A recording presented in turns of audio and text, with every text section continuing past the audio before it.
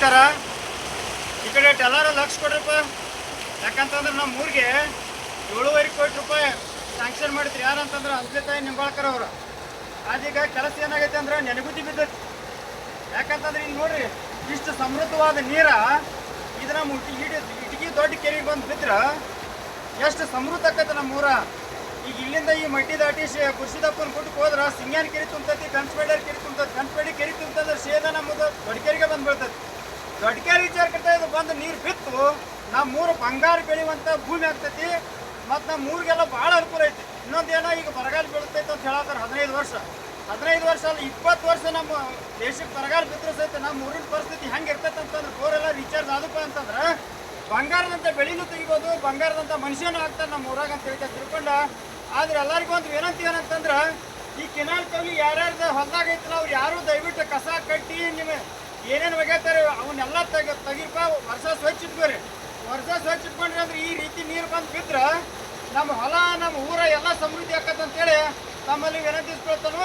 ಇದಕ್ಕಾಗಿ ಎಲ್ಲರೂ ಕೂಡಿಕೆಸ ಮಾತಾಡೋಣ ಅಂತ ಹೇಳಿ ತಮ್ಮಲ್ಲಿ ಕೇಳ್ಬೇಕು. ಎಲ್ಲ ಇಟಗಿಯ ಹಾಗೂ ಕರಿಗಪ್ಪ ರೈತರಲ್ಲಿ ಒಂದು ವಿನಂತಿ ಮಾಡ್ಕೊಳ್ಳೋದು ಏನಂದ್ರೆ, ಇಟಗಿ ಏತ ನೀರಾವರಿ ಅನ್ನೋದು 1972ರಾಗ ಸುಮಾರು ಒಂದು ಆಶ್ವಾಸಾಗಿದ್ದು ಚಾಲ್ತಿ ಆದದ್ದು.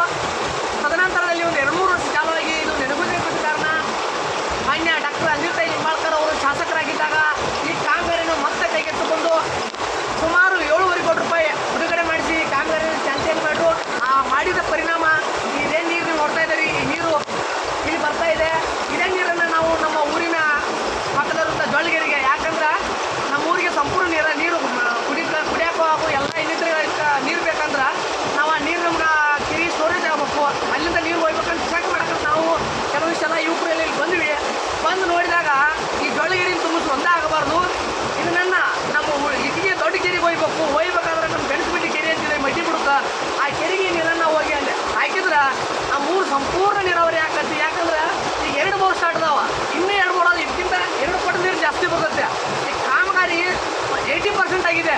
ಇನ್ನು 20% ಈ ಕಾಮಗಾರಿ ಕೈ ಎತ್ತಬೇಕಾದ್ರೆ ಸಂಪೂರ್ಣ ಇಟಗಿ ಅವಾಗ ಕರಿಗಪ್ಪ ರೈತರು ಯುವಕರು ಎಲ್ಲರೂ ಬೆಂಬಲ ಕೊಟ್ಟು ಸಂಬಂಧಪಟ್ಟ ಅಧಿಕಾರಿಗೆ ಸಂಬಂಧಪಟ್ಟ ರಾಜಕಾರಣಿಗೆ ಭೇಟಿಯಾಗಿ ಈ ನೀರನ್ನು ನಾವು ಸದುಪಯೋಗ ಪಡಿಸ್ಬೇಕಂತ